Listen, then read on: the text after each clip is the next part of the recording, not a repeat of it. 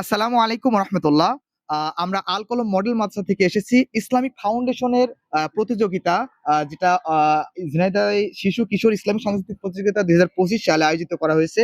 এই প্রতিযোগিতায় আমরা আল কলম মডেল মাদ্রাসা থেকে এসেছি।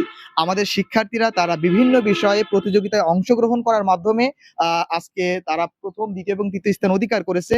আমরা একটু তাদের সাথে কথা বলে দেখতে পারি। আসসালামু আলাইকুম। ওয়ালাইকুম আসসালাম। তোমার নাম কি? রাইদা শানম আয়ানা। আয়ানা, তুমি কোন কোন বিষয়ে উত্তীর্ণ হয়েছো?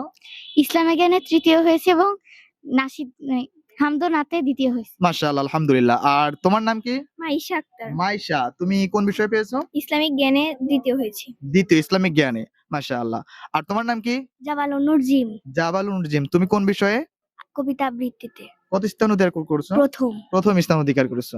তুমি কোন বিষয়ে পেয়েছো? উপস্থিত বক্তৃতা। উপস্থিত বক্তৃতা। কততম স্থান অধিকার করেছো? প্রথম স্থান। প্রথম স্থান, আলহামদুলিল্লাহ। আবরার ফায়াজ, তুমি কোন স্থান অধিকার করেছো? অনেকগুলো পেয়েছো তো মনে হচ্ছে। প্রথম এবং দ্বিতীয়। কিসে কিসে? উপস্থিত বক্তৃতায় তৃতীয়, রচনা আর ইসলামিক জ্ঞানে প্রথম। আচ্ছা, মাশাআল্লাহ, আলহামদুলিল্লাহ।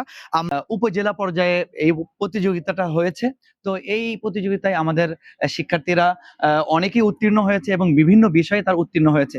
কিছু শিক্ষার্থীরা তারা উত্তীর্ণ হতে পারে নাই, তো তাদেরকে আমি সান্ত্বনা বা সাধুবাদ জানাচ্ছি যে তারা যে সাহস করে এত দূর পর্যন্ত আসছে, এটাও কিন্তু একটা বিশাল বড়। এখানে প্রায় এক এক বিষয়ে অনেক শিক্ষার্থী ছিল, যেমন কিরাতে প্রায় ৩০ জনের মতো ছিল।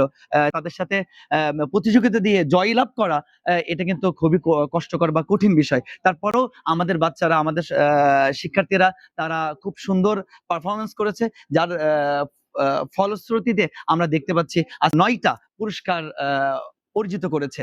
আলহামদুলিল্লাহ।